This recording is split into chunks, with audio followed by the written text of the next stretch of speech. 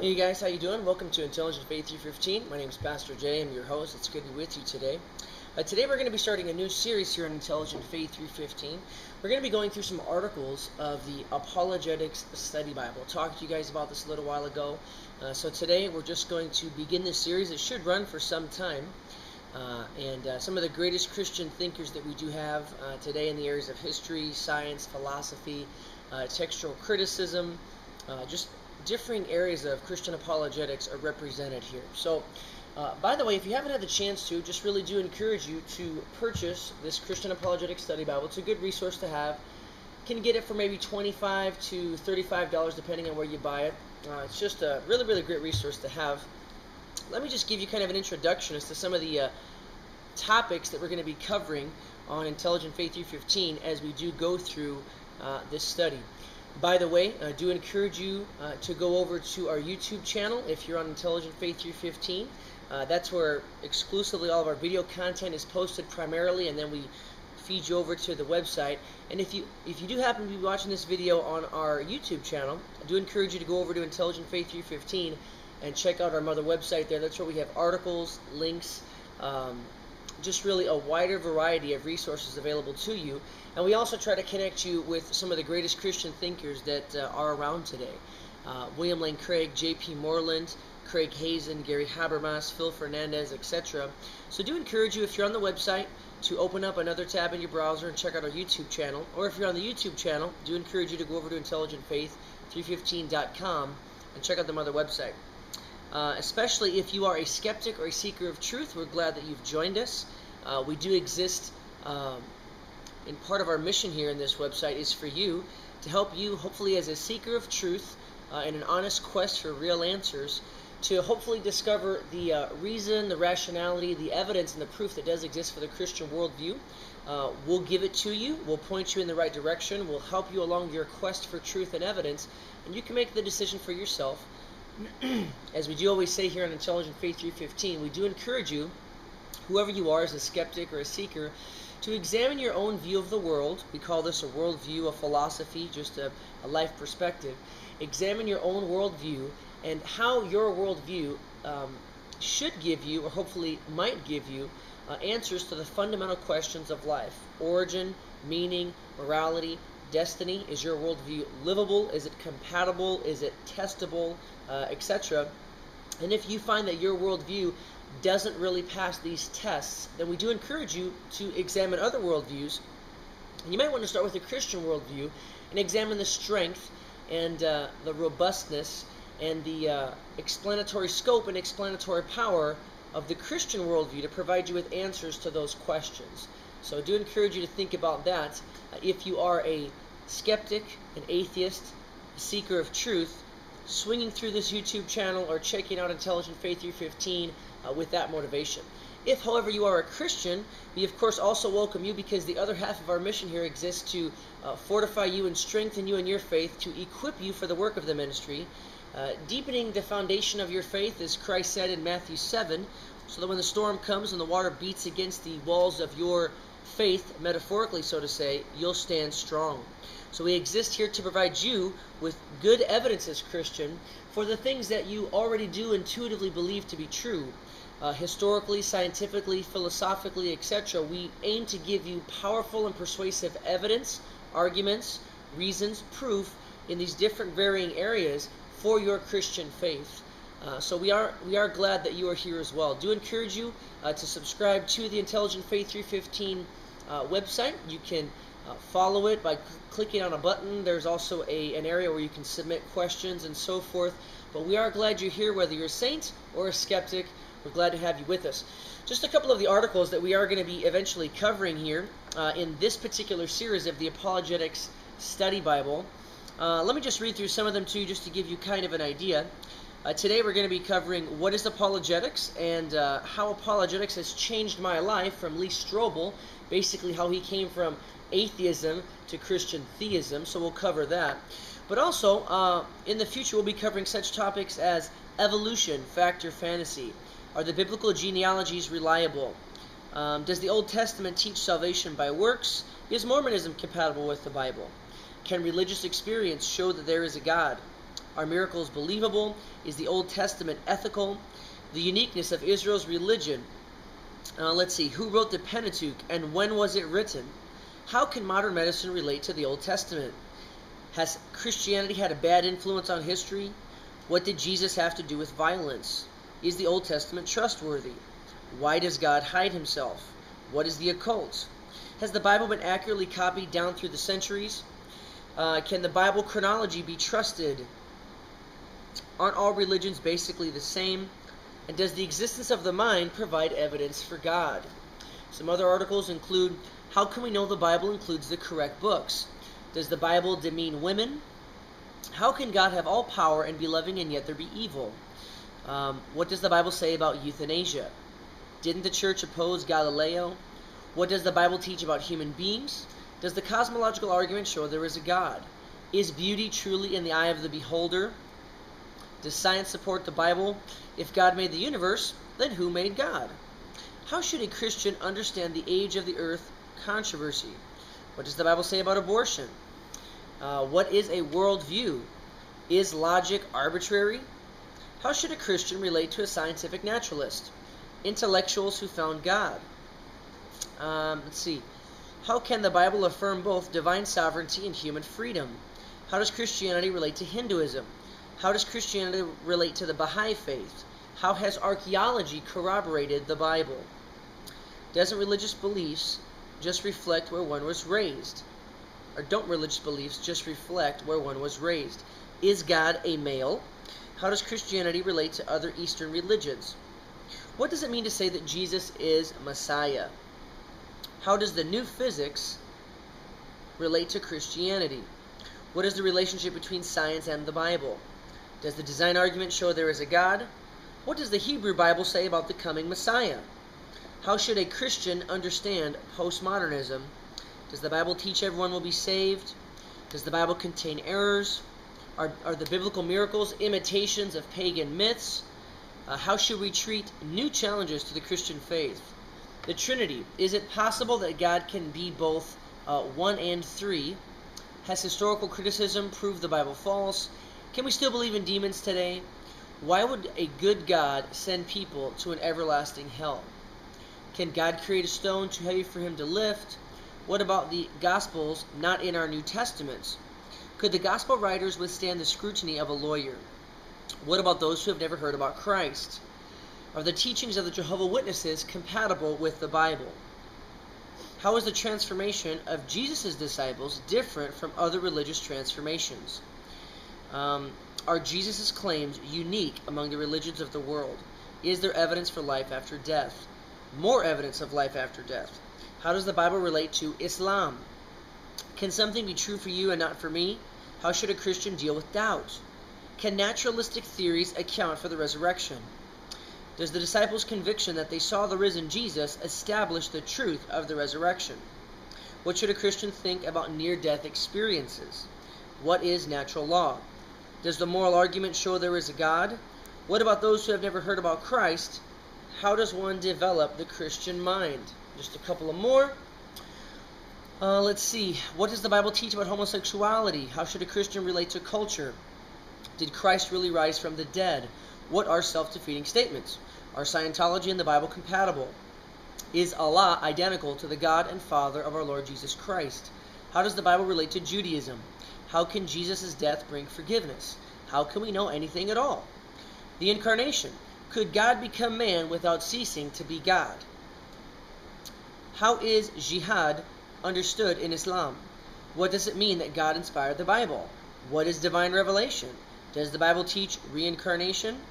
How can the Bible affirm both divine sovereignty and human freedom? What are the 3 laws of logic? Is Christian Science compatible with the Bible? What are common characteristics of the new religious movements? Isn't Christianity intolerant? How does a Christian converse with a Buddhist? And does the Bible teach that humans are more than their bodies? So I know that's kind of a long list. I just say that to simply just kind of whet your appetite and pique your interest. But hopefully you will choose to stay in tune with this series and just keep coming back to intelligentfaith315.com or our YouTube channel and just keep checking out these different videos. Again, these articles are written by some of the best Christian PhDs and thinkers out there. These are definitely men and ministries that we desire to put you in touch with, either as a believer coming to our website or as a seeker or a skeptic. One of the general functions that we desire for Intelligent Faith 315 to have is to kind of link you, so to say, hand in hand, again, with some of the best minds and thinkers of the Christian worldview. And so I think that's something that can really be accomplished through this particular video series that we're producing here. You can get to know the names and then kind of the presentations of some of these thinkers, and then hopefully, if it piques your interest, you can do some more research about their materials, their books, their ministries, etc. So just for today, I thought we would start off with two basic articles. What is Apologetics? This is by Ken Boa. And then also, How Apologetics Changed My Life by LEE STROBEL, how he came from atheism into theism. So let's start off with the first one. What is apologetics? Again, this is by Kenneth D. Boa. This is an article from the Apologetics Study Bible. He says this: apologetics may simply be defined as the defense of the Christian faith. The simplicity of this definition, however, masks the complexity of the problem of defining apologetics. It turns out that a diversity of approaches has been taken in defining the meaning, the scope, and the purpose of apologetics. The word apologetics derives from the Greek word apologia, which was originally used as a speech of defense. In ancient Athens, it referred to a defense made in the courtroom as part of the normal judicial procedure. After the accusation, the defendant was allowed to refute the charges with a defense, apologia. A classic example of an apologia was Socrates' defense against the charge of preaching strange gods, a defense retold by his most famous pupil, Plato, in a dialogue called The Apology. By the way, you can get Plato's books for free on Amazon.com, digitally of course, or a host of other sites. Do really encourage you to read his writings. The only writings that inform us about the life of Socrates is through Plato, but then of course Plato's dialogues themselves are incredibly informative. Not a Christian theist, but definitely a theist of sorts. A very interesting, fascinating thinker, definitely one of the most significant thinkers of Western civilization.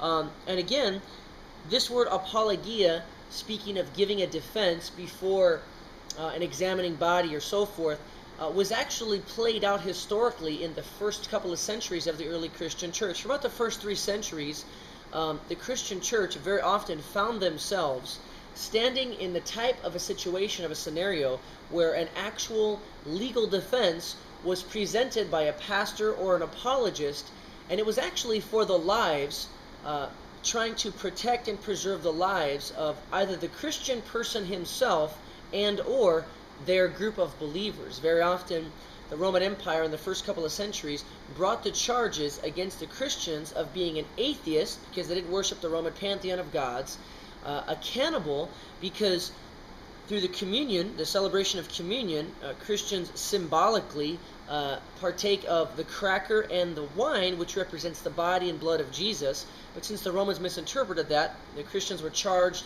as being cannibals by eating the flesh and blood of another person. So atheists, cannibals, they were also charged with doing, lewd sexual conduct because the celebration that was called the love feast or the agape dinner, just a Christian celebration of love and fellowship, was misconstrued by the Roman authorities to be something perverse.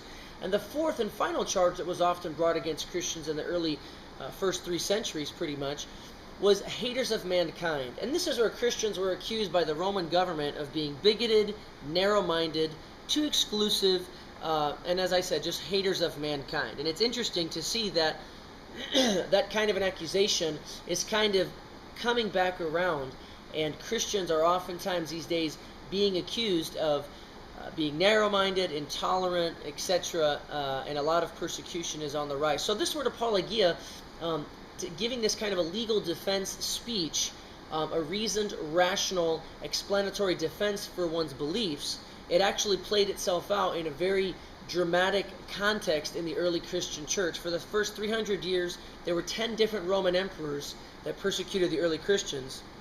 And so this gave rise to a whole group of Christians known as the apologists, such as Justin Martyr, Tatian, Athenagoras, and they engaged in these kind of apologetic defenses before Roman emperors, governors, etc. Okay, so the word apology appears 17 times in noun or verb form in the New Testament, and it can be translated as defense or vindication in every case. The idea of offering a reasoned defense of the faith is evident in Philippians 1:7 and verse 16, and especially in 1 Peter 3:15, but no specific theory of apologetics is outlined in the New Testament. In other words, no specific methodology is set forth or specified. In the 2nd century, this general word for defense began taking on a narrower sense to refer to a group of writers who defended the beliefs and practices of Christianity against various attacks. And of course, these are the men I just referred you to: Atheist, Tatian, Justin Martyr. And by the way, these are called the early church fathers.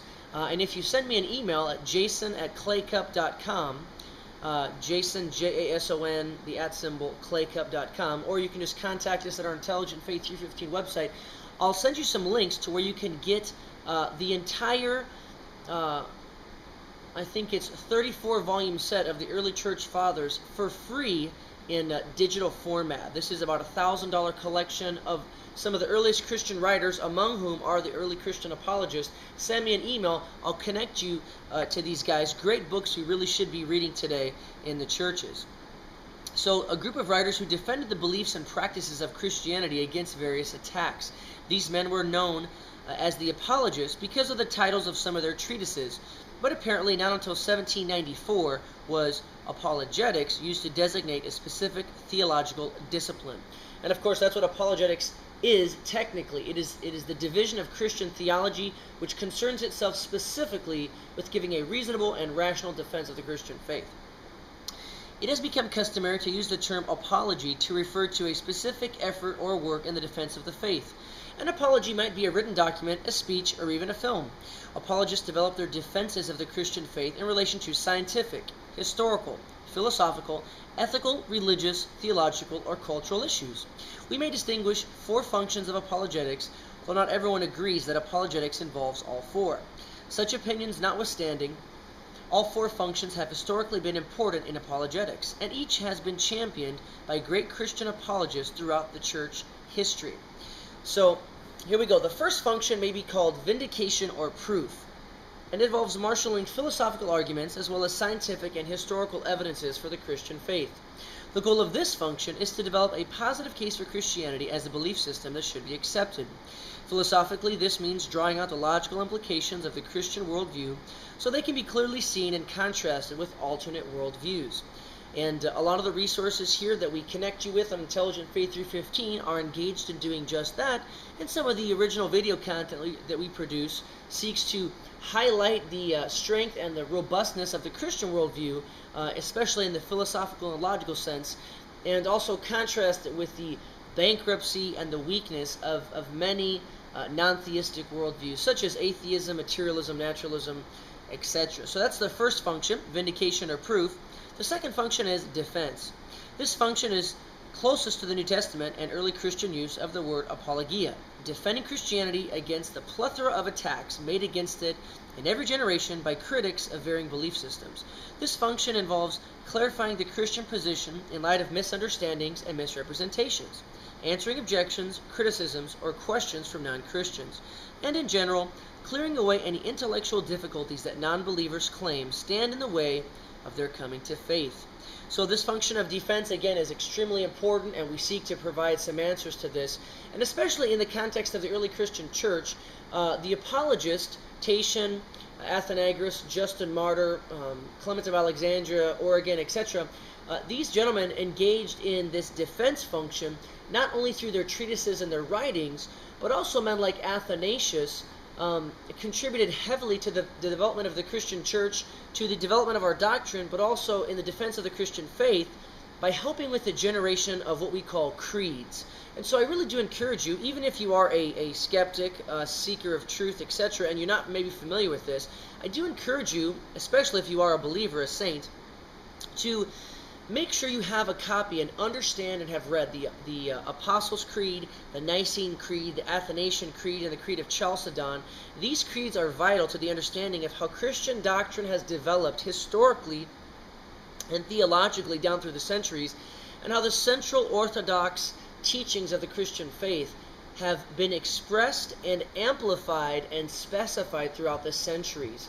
And this was one of the interesting developments, again, of early apologetics, is as heretical Christian movements, the Ebionites, the Adoptionists, the Monarchians, the Modalists, as these, and the Gnostics, of course, as these different heretical groups, about 15 or so, developed and were on the rise, it forced the Christian church to crystallize what they already believed. They already believed in the Trinity. They already were worshiping Christ as the Son of God since the resurrection in about 32 AD, but it forced them to clarify and crystallize the precise expression of it, and they did this by virtue of the creeds. So again, Google or go to Wikipedia, or maybe even a more reliable website, and get a good copy of the Apostles' Creed, the Nicene Creed, the Athanasian Creed, and the Creed of Chalcedon.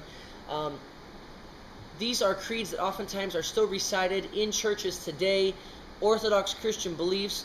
And really, we stand upon these creeds in an intellectual, doctrinal sense, and we rely upon them for the central core beliefs of Christianity today.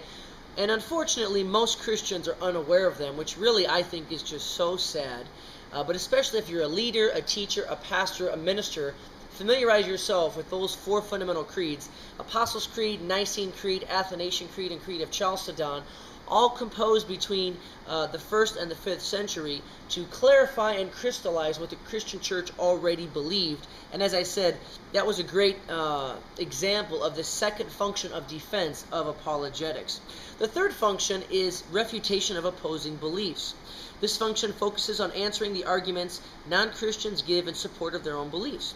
Most apologists agree that refutation cannot stand alone, since proving a non-Christian religion or philosophy to be false does not prove that Christianity is true. Nevertheless, it is an essential function of apologetics. So refutation is, of course, a very necessary function.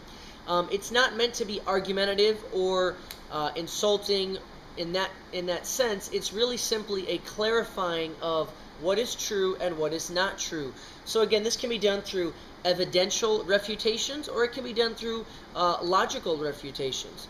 If a belief system, a philosophy, a worldview, or a religion, if it contains within itself, for example, internal contradictions in terms of evidential or empirical elements of it, historical inconsistencies, manuscript complete contradictions, just very flagrant opposing stories, etc., that's very problematic and can serve as a refutation.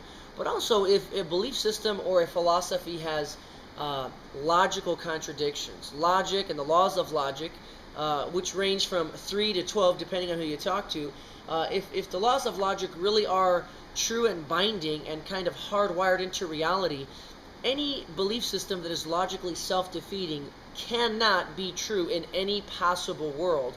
And so it would present a gigantic problem if, for example, atheism, naturalism, materialism, relativism, pluralism, skepticism, postmodernism were self-defeating logically. And of course, they actually happen to be so. And it's very important, for example, to clarify in the other function of defense that Christianity is not logically incoherent or self-defeating, especially when we're talking about issues like the Trinity, the Incarnation, the attributes of God, the concept of Christian theism, the concept of God, etc. There cannot be any logically inconsistent belief systems and so forth, or doctrines that we hold to, because if there are logical defeating statements, self-contradictory statements, then Christianity could never be true. So it's very important that we refute those claims, and that again is that third function. And the fourth function is persuasion. By this we do not merely mean convincing people that Christianity is true, but persuading them to apply its truth to their life. This function focuses on bringing non-Christians to the point of commitment, what we would call salvation, a living relationship with the one true living God through Jesus Christ, who has come into the world as Savior, as the God-man. To apply its truth to their life, this function focuses on bringing non-Christians to the point of commitment. The apologist's intent is not merely to win an intellectual argument, but to persuade people to commit their lives and eternal futures into the trust of the Son of God who died for them. So that is a really basic description of the four functions of apologetics. And again, just quickly, The first function is vindication. The second function is defense. The third function is refutation. And the fourth function is persuasion. So all of those functions are represented through the study of apologetics. One of those functions may really appeal to you, and you may find it very kind of attractive, and so you might want to specialize in your reading and your studying and kind of draw more towards that. But do encourage you again to continue to come back to our website and garner and expand all of the resources that you can glean from us, so those four functions can be lived out in your life. And again, please keep this in mind if you are a Christian. The goal of apologetics and of arguments and different lines of evidence is not to be argumentative, but rather in love, in humility, as an act of compassion and kindness, to help people understand what the truth is about the Christian worldview, about other opposing worldviews, and really just the basic fundamental truth about God's actual existence, what the character and the qualities and the attributes of this living God are, and then of course how He offers salvation to us through Jesus Christ. That final function of persuasion is so utterly important. So if we win the argument but lose the soul, it's not completely effective. Not to say that you're going to persuade everyone you talk to. You may just fulfill one of those functions in the intellectual journey, in the spiritual journey of a person you're talking with. But those are the four functions. And finally, let me just close it off by speaking about how these four functions came to bear in the life of an atheist who today is a Christian, and actually he's one of the most popular defenders of the Christian faith, LEE STROBEL. Do encourage you to look at LEE STROBEL's literature and books, everything from The Case for Christ, The Case for a Creator, The Case for Faith, The Case for Easter. He used to be a journalist working for the Chicago Tribune. He has his master's degree in law, and a really interesting man. And he was changed from being an atheist to a Christian theist by an examination of the evidence simply in his life. So let's just read this, and then we'll be done for today. How Apologetics Changed My Life. LEE STROBEL, author of The Case for Christ and The Case for the Real Jesus. Lee says this: skepticism is a part of my DNA. That's probably why I ended up combining the study of law and journalism to become the legal editor of the Chicago Tribune, a career in which I relentlessly pursued hard facts in my investigations. And that's undoubtedly why I was later attracted to a thorough examination of the evidence, whether it proved to be positive or negative, as a way to probe the legitimacy of the Christian faith. A spiritual cynic, I became an atheist in high school. To me, the mere concept of an all-loving, all-knowing, all-powerful creator of the universe was so absurd on the surface, it didn't even warrant serious consideration. I'm sure some of our viewers have the exact same feeling as Lee did. I believe that God didn't create people, but that people created God out of their fear of death and their desire to live forever in a utopia they called heaven. I married an agnostic named Leslie. And for those of you who don't know, an agnostic simply means a person who has who claims a lack of knowledge. Agnosis means no knowledge, and so they simply would say, well, I don't know, or perhaps I can't know the truth about God. So Lee says, I married an agnostic named Leslie. Several years later, she came to me with the worst news I thought I could ever get. She had decided to become a follower of Jesus. My initial thought was that she was going to turn into an irrational, holy roller who would waste all of her time serving the poor in a soup kitchen somewhere. Divorce, I figured, was inevitable. And then something amazing happened. During the ensuing months, I began to see positive changes in her character, her values, and the way she related to me and to the children. The transformation was winsome and attractive. And so one day, when she invited me to go to church with her, I decided to comply. The pastor gave a talk called Basic Christianity, in which he clearly spelled out the essentials of the faith. Did he shake me out of my atheism that day? No, not by a long shot. But still, I concluded that if what he was saying was true, it would have huge implications for my life. And that's when I decided to apply my experience as a journalist to investigating whether there was any credibility to Christianity or any other faith system. I resolved to keep an open mind and to follow the evidence wherever it pointed. And I encourage you, if you're a skeptic, a seeker, please make that determination. Have an open mind, seek the evidence, and follow it wherever it leads. Don't be afraid. Don't be predisposed intellectually, but seek the evidence, whether it's philosophical, scientific, historical, whatever the case, and follow it wherever it leads. Lee goes on to say, I would follow the evidence wherever it pointed, even if it took me to some uncomfortable conclusions. In a sense, I was checking out the biggest story of my career. At first, I thought my investigation would be short-lived. In my opinion, having faith meant you believed something even though you knew in your heart that it couldn't be true. I anticipated I would very quickly uncover facts that would devastate Christianity. Yet, as I devoured books by atheists and Christians, which I encourage you to do if you're a skeptic, I interviewed scientists and theologians and studied archaeology, ancient history, and world religions, I was stunned to find that Christianity's factual foundation was a lot firmer than I had once believed. Much of my investigation focused on science, where more recent discoveries have only further cemented the conclusions that I drew in those studies. For instance, cosmologists now agree that the universe and time itself came into existence at some point in the finite past. The logic was inexorable. Whatever begins to exist has a cause. The universe began to exist, and therefore the universe has a cause. It makes more sense that this cause must be immaterial, timeless, powerful, and intelligent. What's more, physicists have discovered over the last 50 years that many of the laws and constants of the universe, such as the force of gravity and the cosmological constant, are finely tuned to an incomprehensible precision in order for life to exist. This exactitude is so incredible, it defies the explanation of mere chance or accident. And also, the existence of biological information in DNA also points towards a creator. Each of our cells contains the precise assembly instructions for every protein out of which our bodies are made, all spelled out in a 4-letter chemical alphabet. Nature can produce patterns, but whenever we see information, whether it's in a book or a computer program, we know there's intelligence behind it. Furthermore, scientists are finding complex biological machines on the cellular level that defy a Darwinian explanation, and instead are better explained as the work of an intelligent designer. To my great astonishment, he continues, I became convinced by the evidence that science supports the belief in a creator who looked suspiciously like the God of the Bible.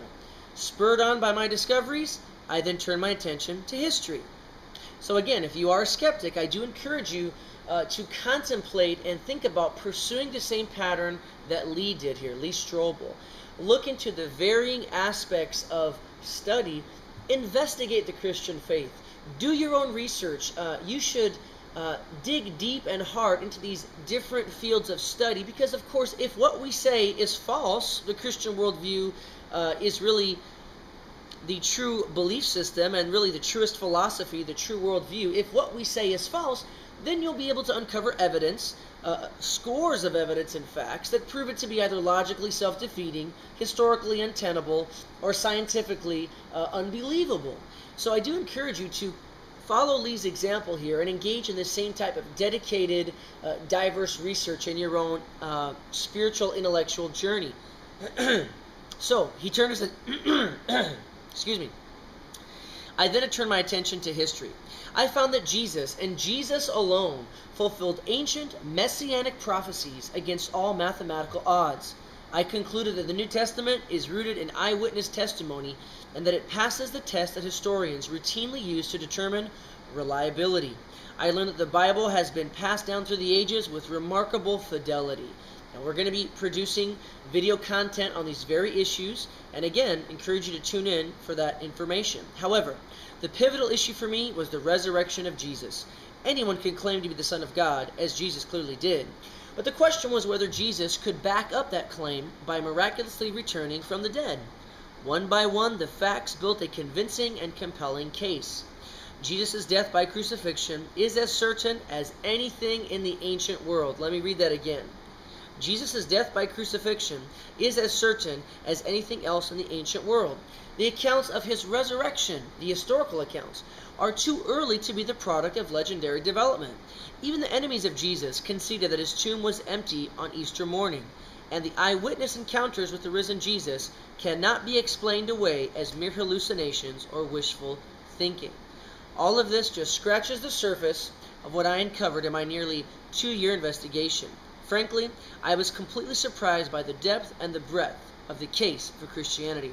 And as someone trained in journalism and law, I felt I had no choice but to respond to the facts.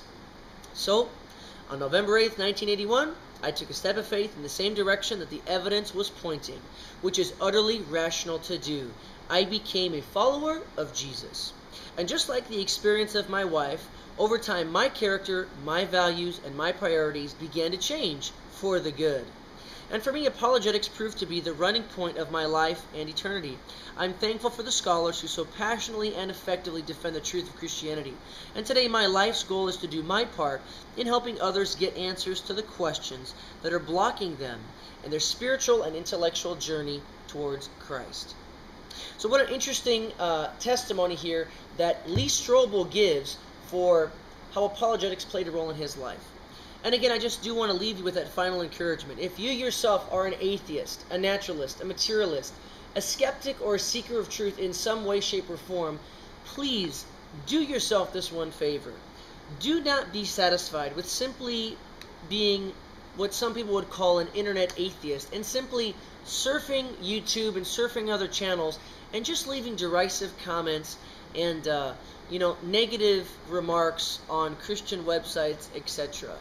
But be a person who really is open to the possibility that there may be evidence, there may be very good evidence, philosophical, historical, archaeological, scientific, and other sorts of evidence that could perhaps reveal weaknesses and bankruptcies in your own worldview. And again, take us up on the challenge. I'm just saying this in a loving, invitational sort of a way. If the Christian worldview, if the Christian philosophy, if the Christian faith really is true, then it should be able to stand up to any scrutiny that you would give it.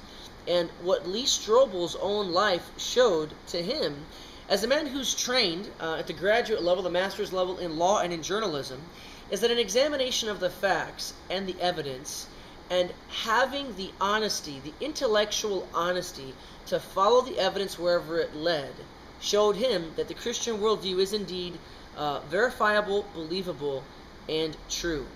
And I have to admit that I find myself very intimately connected with LEE STROBEL because I went through a same experience in my life. For about 2 years, though I was a theist, I have to admit, I wasn't an atheist as LEE STROBEL was, but I was a kind of a God believer.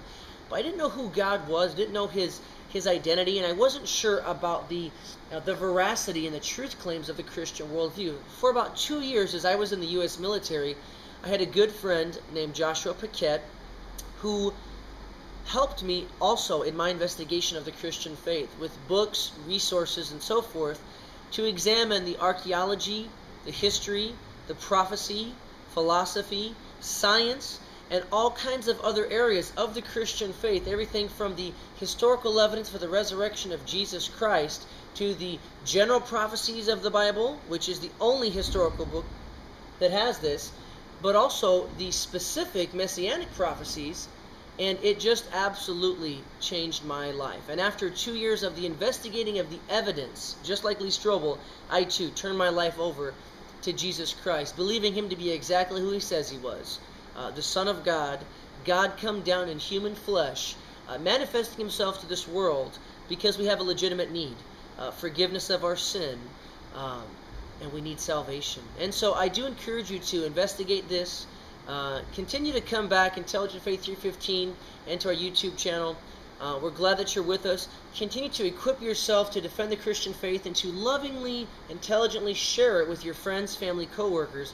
And if you are a skeptic, a seeker of truth, we are very glad you're with us. Encourage you to come back as often as you can. Please send us your questions, and we want to help you in your intellectual and spiritual journey. That's all we have for today. We'll continue this series on in the future, and until next time, have an intelligent faith.